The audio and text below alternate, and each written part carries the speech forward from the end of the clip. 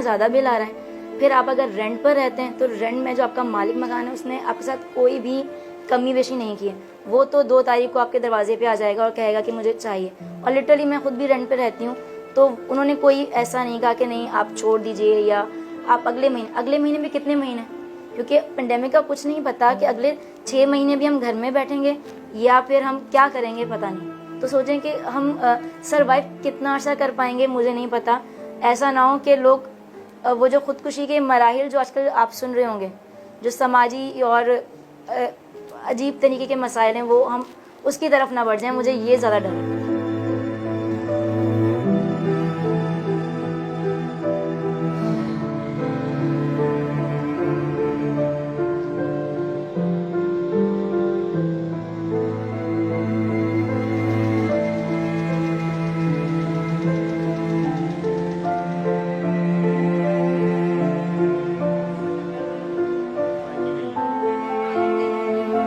کچھ اسکولس تو ایسے ہیں جن کو میں جانتی ہوں, انہوں نے اپنے ٹیچرس کو فائر کر دیا اور یہ کہہ دیا کہ آپ ہماری طرف سے فری ہیں, آپ جو ہے وہ جاب ڈھونڈ لیں.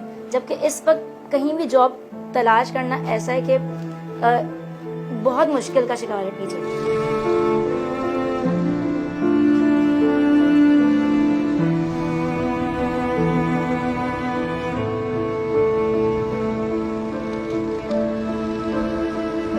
صوبہ سندھ میں سب سے پہلے تعلیمی ادارے جو ہے وہ فیبرری میں بند کر دیے گئے.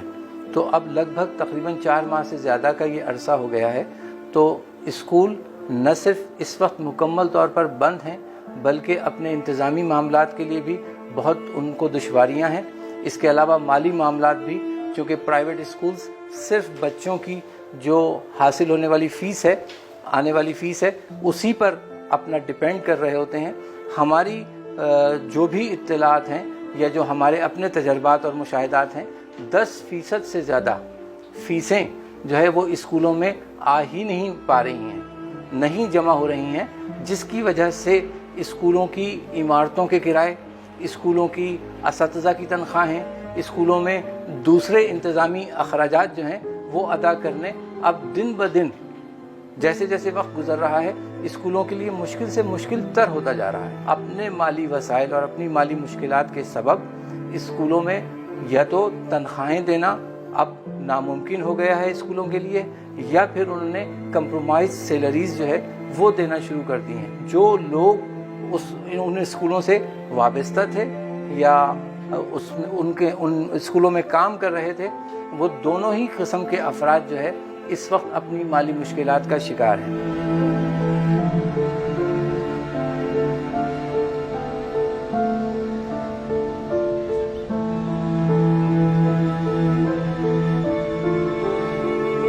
صوبائی حکومت کے پاس اتنے وسائل نہیں ہوتے کہ وہ فائنینشیل پیکیجز جو ہے اناؤنس کر سکے, ریلیف پیکیجز اناؤنس کر سکے. یہ وسائل فیڈرل گورنمنٹ کے پاس ہوتے ہیں اور اس کی بہت ساری ریزنز ہیں ان کے پاس کہاں سے یہ ذرائع آمدن آتے ہیں. صوبائی حکومتوں کے پاس تو ظاہر ہے جو ہماری کمٹمنٹس تھیں ہمارے ساتھ فیڈرل گورنمنٹ کی, جو ہمیں شیئر ملنا چاہیے تھا, ہمیں وہ نہیں مل سکا. تو جو ہمارے پاس وسائل دستیاب ہیں اس کے اندر ہم کووڈ سے لڑیں یا پھر ہم اس قسم کے میگا ریلیف پیکیجز دیں, وہ ہم نہیں دے سکتے ہیں. ہم نے یہ اپیل ضرور کی, ہم نے کوشش کی, ہم نے آرڈیننس ہم لے کر آئے, پھر ہم اس کو قانون بنایا کہ جتنے ملازم اس سے متاثر ہو رہے ہیں ان کے جو ادارے ہیں ان کو تنخواہیں دیتے رہیں. لیکن ہمیں اس بات کا بھی احساس ہے کہ کئی ادارے ایسے بھی ہیں جن کے لیے ممکن نہیں ہے کہ وہ ظاہر ہے جب ان کے پاس آمدنی نہیں ہوگی تو آگے وہ کیسے تنخواہیں ادا کریں گے. تو ہم کوشش کر رہے ہیں کہ کوئی نہ کوئی ایسا راستہ نکالیں جس میں یہ جو ایک مختلف مسائل آپس میں جڑ رہے ہیں اس کو کسی طرح حل کر سکیں.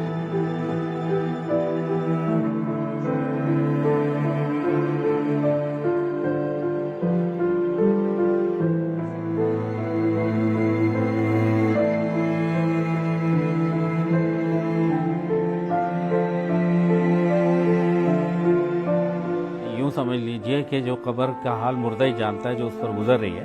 حالات اتنے زیادہ سنگین ہو چکے ہیں, کئی 2 مہینے سے اسکولوں کو بند کرنا لوگوں نے شروع کر دیا ہے اور نا امیدی کی یہ حالت ہے کہ اب لوگوں نے اسکول بند کر کے کہیں کوئی اسٹال لگا لیے ہیں, کہیں کوئی دکانیں بنا لی ہیں, کہیں بریانی کا سینٹر بنا لیا ہے, وہ اساتذہ جو دفتر میں بیٹھ کر اور کلاسوں میں جا کے بچوں کو پڑھاتے تھے، آج وہ بریانی کی پلیٹ لے کر ان گاہکوں کے سامنے رکھ رہے ہیں۔